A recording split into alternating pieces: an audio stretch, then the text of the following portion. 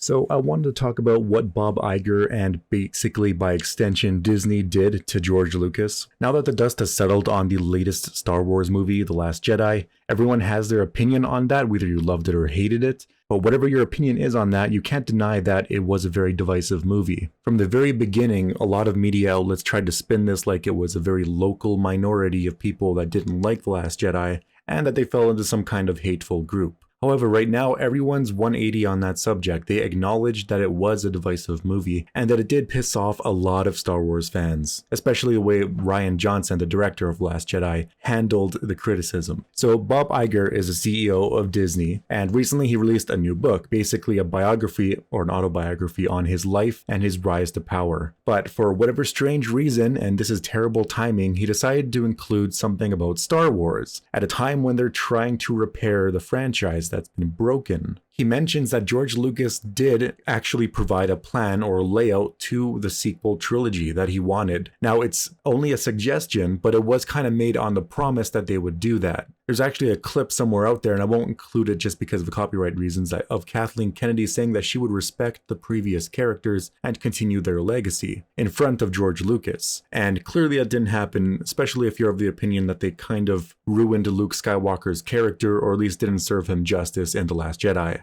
So it's been confirmed that J.J. Abrams did have a layout for these three movies for the sequel trilogy, except Rian Johnson threw that out. He didn't want to follow the outline there. He wanted to make his own movie in his own style with his own subverted expectations philosophy. So there's a lot of people throwing out the layouts for a trilogy here, and you can't have that because at the moment, before The Rise of Skywalker releases in December, we have a very messed up trilogy where the ending seems to have happened in the second movie because there is no pull or tie towards the third movie. It would be a very somber ending, but this is what we get when there's no cliffhangers. But to swing back to Bob Iger for a second, he basically said that George Lucas felt betrayed, and he tries to, I don't want to say the word spin it, but his viewpoint on this is that George Lucas doesn't appreciate the hard work that Bob Iger and his Disney Star Wars has done. Of course, at this moment, the fans don't really appreciate that either because their Star Wars trilogy, in my opinion, is making the prequels look even better. And honestly, I'm very curious about what we would have gotten with a George Lucas sequel trilogy. Of course, you're going to find some flaws in it, right?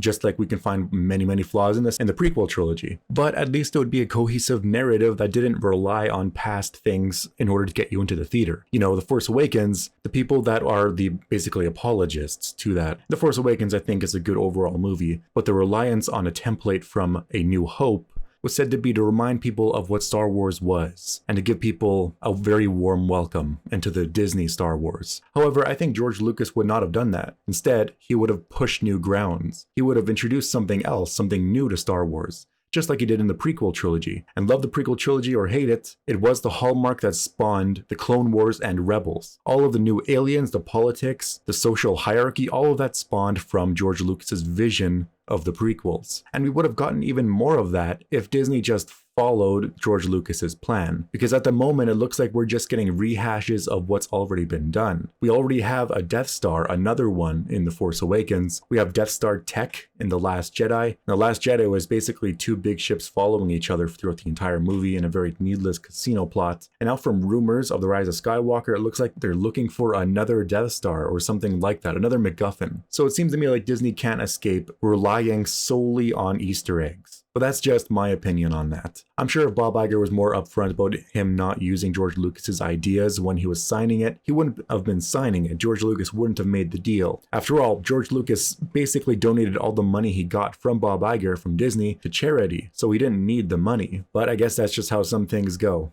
Whatever you think about this, make sure you comment below and let me know. And until next time, thank you for watching.